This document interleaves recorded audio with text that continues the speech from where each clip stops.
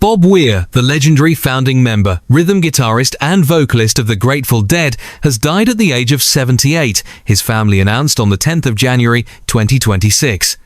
His passing marks the end of an extraordinary life in music that helped define not just a band, but an entire cultural movement.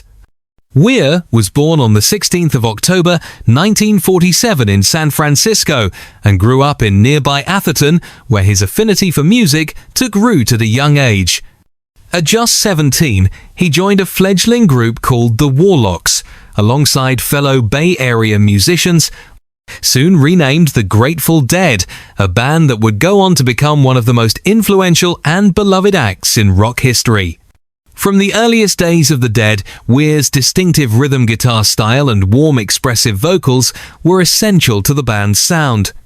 As the group blended rock, blues, folk and psychedelia into something entirely its own, his influence on their evolving musical identity was unmistakable. Songs he wrote or co-wrote, classics like Sugar Magnolia, Truckin', Playing in the Band, and Jack Straw * became staples of the Dead's marathon live shows and deeply cherished by the devoted community of Deadheads who followed the band for decades. For more than 30 years, Weir and his bandmates crisscrossed the country, performing thousands of concerts and transforming the Grateful Dead into more than just a band, a cultural phenomenon with a fanbase unlike any other. The Grateful Dead's music became synonymous with improvisation and communal experience, and their concerts were as much about connection and shared spirit as they were about the songs themselves. After the death of fellow co-founder Jerry Garcia in 1995, Weir became the most recognizable face of the Grateful Dead legacy, refusing to let the music fade. He continued to perform and keep the spirit of the Dead alive through a succession of related projects, including Rat Dog, Further, The Dead, Dead and Company, and later collaborations with his own group, Bobby Weir and Wolf Bros.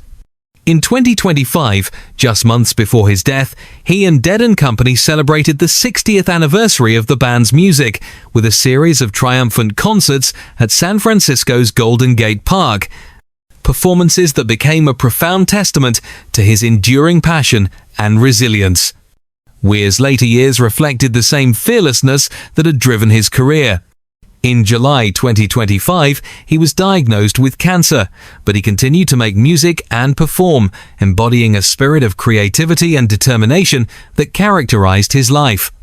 Though he ultimately succumbed to underlying lung issues early in 2026, he did so having beaten cancer in its early stages and surrounded by loved ones, an ending as peaceful as it was moving.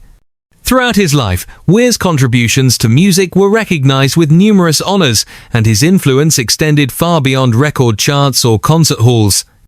He helped shape the sound of American rock and imbued it with a sense of adventure, community, and fearless exploration. Tributes poured in from fellow musicians, fans, and cultural figures alike, many recalling his warmth, generosity, and the way his music brought people together. Survivors include his wife, Natasha, and their daughters. Though the Grateful Dead have lost another founding voice, the music Bob Weir helped create will live on in the hearts of millions, a legacy that continues to inspire new generations of listeners. In the end, Weir's journey from a California teen picking up a guitar to a global musical icon tells a story of devotion to art and community, leaving behind a body of work that has forever changed the landscape of American music.